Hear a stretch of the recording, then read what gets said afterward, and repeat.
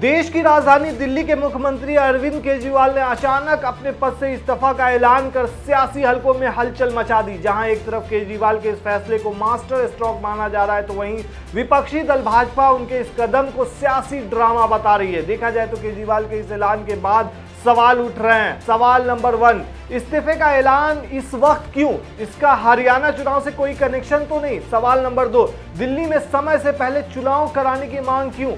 सवाल नंबर 3, सबसे अहम, दिल्ली की सियासत पर इसका क्या असर होगा? चलिए आपको 5 पॉइंट में बताते हैं कैसे केजरीवाल के इस्तीफे की गुगली आंकने में बीजेपी ने चूक कर दी। दरअसल गली मोहल्लों की राजनीतिक बहसों में केजरीवाल को एकमात्र ऐसे शख्स के रूप में देखा जाता है जो देश के प्रधानमंत्री नरेंद्र मोदी को सीधी चुनौती देने की कुव्वत रखते हैं। हो सकता है कुछ लोग इसे राजनीतिक तमाशे का मास्टर कहते हो या उनकी राजनीतिक चालाकी से जलन रखते हो, पर इतना तो तय है कि भारतीय जनता पार्टी भी उनकी गुगली समझने में अक्सर नाकाम रही है। फिर चाहे वो 2013 की पहली सरकार में कांग्रेस से गठबंधन करना हो या फिर देश भर में अकेले चुनाव लड़ जाना। दरअसल केजरीवाल ने रविवार को अचानक दिल्ली के मुख्यमंत्री पद से 48 घंटे के भीतर इस्तीफा देने का ऐलान कर दिया। जाहिर है कि केजरीवाल के इस फैसले से सबसे ज्यादा कोई चौंका होगा तो वो है बीजेपी। बीजेपी ने सोचा भी नहीं होगा कि केजरीवाल जेल से बाहर आने के बाद इस्तीफा दे देंगे। अब पॉइंट पे आते हैं। पॉइंट नंबर 1, केजरीवाल पद नहीं छोड़ेंगे। बीजेपी को इस बात का यकीन था। दरअसल बीजेपी ये सोचती रही कि अरविंद केजरीवाल दिल्ली के मुख्यमंत्री का पद कभी नहीं छोड़ेंगे। पार्टी के ऐसा सोचने के पीछे कई वजह थी। केजरीवाल ने अब तक इस्तीफा नहीं दिया तो अब चुनाव के कुछ महीने पहले रिजाइन करने का कोई सवाल ही नहीं उठता था। मुख्यमंत्री बने रहने के अपने कई फायदे होते हैं। इसके साथ ही आम आदमी पार्टी को नजदीक से देखने वाले जानते हैं कि अरविंद केजरीवाल किसी पर भरोसा नहीं करते हैं। यही वजह रहा है कि आम आदमी पार्टी से केजरीवाल के कितने दोस्त विदा होते चले गए। अभी भी जो केजरीवाल की मंडली है उसमें कई ऐसे दोस्त हैं जो साथ में तो हैं, पर उन पर भरोसा कितना है ये कोई नहीं जानता। कहा जाता है कि राघव चड्ढा और संजय सिंह से उनकी अब थोड़ी दूरी बन चुकी है। कैलाश गहलोत भी जब से एलजी-वीके सक्सेना के करीबी हुए हैं तब से केजरीवाल उन पर भी भरोसा नहीं कर रहे हैं। इसलिए ऐसा लग रहा है कि केजरीवाल कभी भी किसी दूसरे को सीएम नहीं बनाएंगे और ये चीज बीजेपी समझ रही थी, पर केजरीवाल ने रविवार को सबको चौंका दिया ऐलान करके कि वो मुख्यमंत्री का पद छोड़ रहे हैं। अब पॉइंट नंबर 2, बीजेपी हरियाणा में अपना फायदा देख रही थी। बीजेपी इस वक्त हरियाणा चुनाव को फोकस बनाए हुए थी। उसे अभी दूर दूर तक दिल्ली विधानसभा के चुनाव की चिंता नहीं है। यही वजह रही कि वो अरविंद केजरीवाल के अगले स्टेप के बारे में आकलन नहीं कर पाई। बीजेपी को ऐसा लग रहा था कि केजरीवाल के आने से हरियाणा में चुनाव 4 एंगल में हो जाएगा।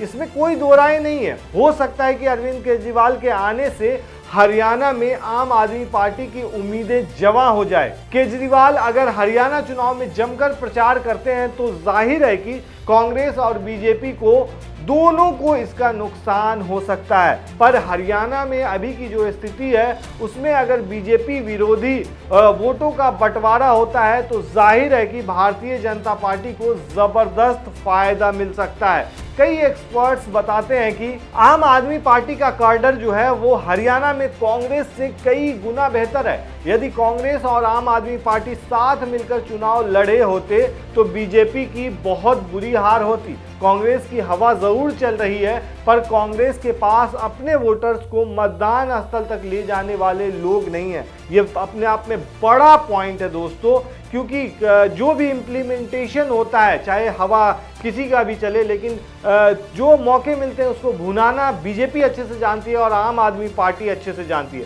पॉइंट नंबर 3 पे आते हैं। बीजेपी नहीं समझ पाई, इस्तीफा देकर खेल जाएंगे केजरीवाल। देखा जाए तो कुर्सी छोड़ना भारतीय राजनीति में त्याग का परिचय माना जाता है, चाहे वो 2004 में सोनिया गांधी का प्रधानमंत्री न बनना हो या फिर नैतिकता का हवाला देकर नेताओं का कुर्सी से हट जाना।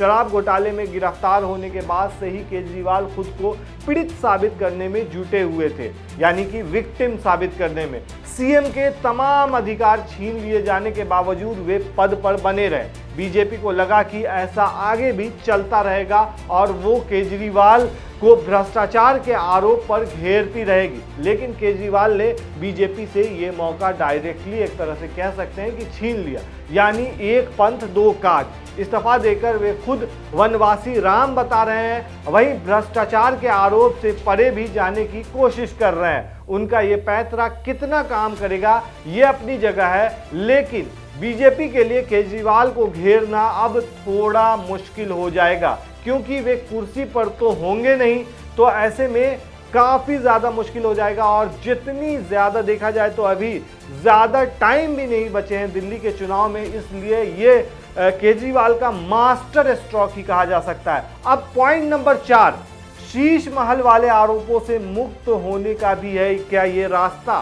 शीश महल से कुछ याद आया, यानी कि केजरीवाल का घर। बीजेपी शायद ये समझ नहीं सकी कि अरविंद केजरीवाल के सामने रिजाइन करके जनता के सामने जाने का ऑप्शन है।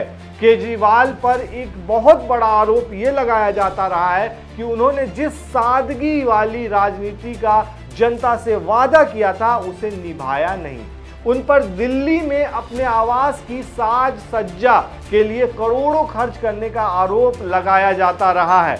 चूंकि अरविंद केजरीवाल जब दिल्ली में पहली बार सीएम बने थे तो उन्होंने जनता के बीच सादगी की छवि को धक्का नहीं लगे, इसलिए अपनी पुरानी नीली वैगन आर कार में और साधारण किस्म के फ्लैट में रहना उचित समझा था। पर बाद में केवल उनका शर्ट ही पुराना रह गया, घर उनका शीश महल बन गया। नीली वैगन आर की जगह फॉर्च्यूनर के काफलों ने ले लिया। अब उम्मीद की जा रही है कि केजरीवाल फिर से किसी पुरानी कार में दिखेंगे, यानी कि कोई ठिकाना नहीं है, वही नीली वाली कार।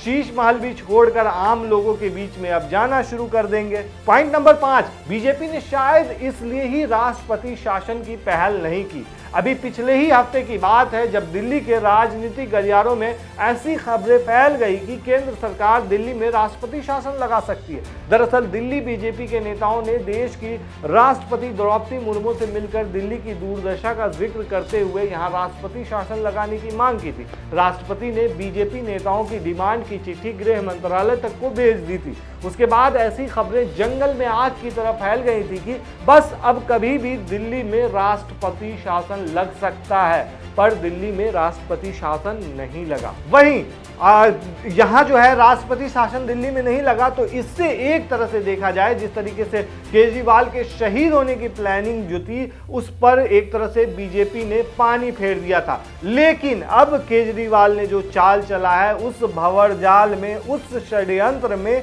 बीजेपी पूरी तरह से फंसती हुई नजर आ रही है। आपको क्या लगता है दोस्तों, ये केजरीवाल का मास्टर स्ट्रोक है या फिर सियासी ड्रामा? हमें कमेंट में जरूर बताएं।